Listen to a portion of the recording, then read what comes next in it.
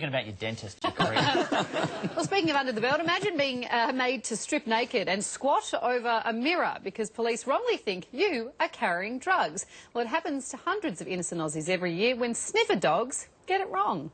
New South Wales police pat down and search 10,000 innocent people a year looking for drugs that don't exist.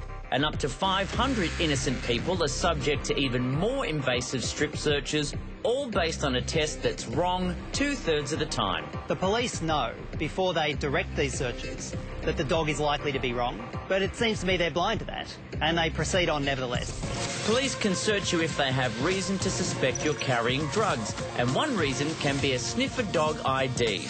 Despite the high number of false positives, strip searches based on dog IDs have increased by 1/3 over 5 years. This is a program that's not only bad for people, for example, who are attending dance music events, it's also bad for the police. It's teaching a whole group of, especially young people, not to trust the police. New South Wales Police disagree, saying more than 80% of dog IDs result in either drugs being found or a suspect admitting to recent contact with drugs. In other words, even if you don't have drugs on you, police can still count the search as a success. The police often say that the dogs have a deterrent effect. They've never provided any evidence. Doesn't matter that it doesn't work, doesn't matter that it's totally ineffectual. They want to be seen to be doing something. There's also troubling evidence suggesting visible police dogs can actually increase drug overdoses. The fact that we've got a program that provides little or no public benefit and there are deaths occurring means that this is a complete farce. So why are tax dollars funding an ineffective program that causes untold humiliation to innocent citizens?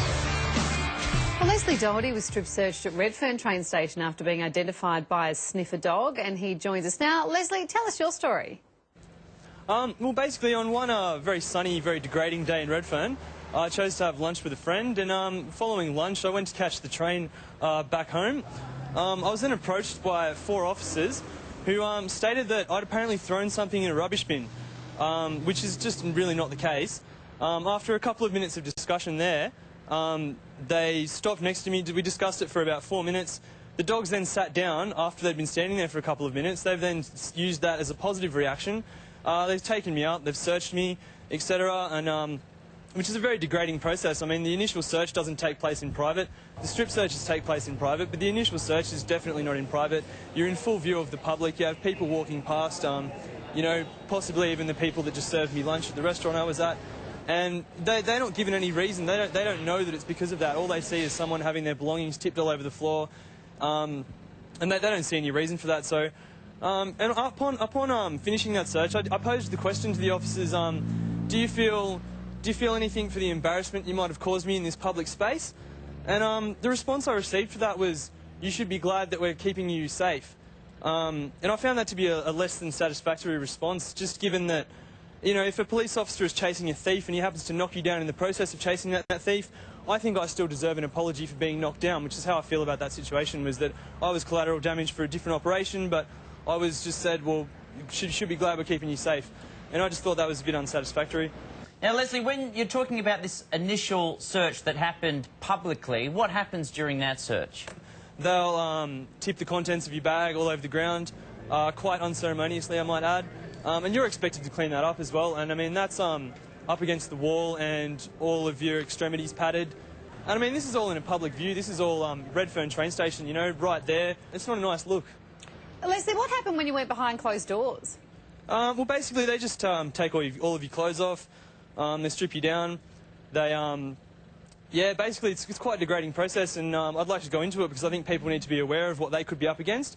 You actually get told to squat, and you actually get told to cough. So it's a very degrading process. I mean, these people are people you've just met on a random train platform, and, you know, if anybody else that you'd met on a random train station asked you to strip your clothes off, you'd probably have a very different answer for them.